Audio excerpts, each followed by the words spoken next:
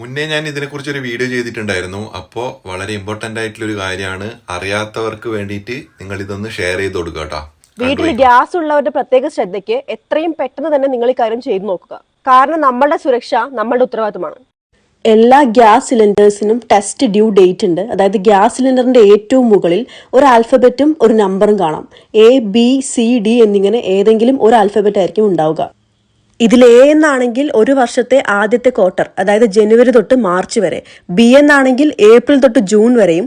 C എന്നാണെങ്കിൽ July തൊട്ട് September വരെയും. D എന്നാണെങ്കിൽ ഒക്ടോബർ തൊട്ട് ഡിസംബർ വരെയുമാണ്.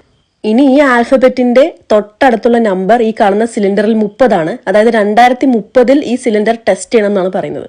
ഈ ക്വാളിറ്റി ചെക്ക് പാസ്സായാൽ മാത്രമേ ഈ സിലിണ്ടർ പിന്നീട് റീയൂസ് ചെയ്യുള്ളൂ, അല്ലെങ്കിൽ ഇത് നശിപ്പിച്ചു കളയും.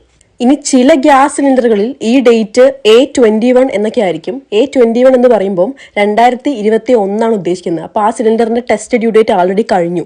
ഇനി നിങ്ങളുടെ വീട്ടിലെ ഗ്യാസ് സിലിണ്ടറിലെ നമ്പർ 16 അല്ലെങ്കിൽ 21 ഒക്കെ ആണെങ്കിൽ അത് 2016 2021 ഒക്കെയാണ്.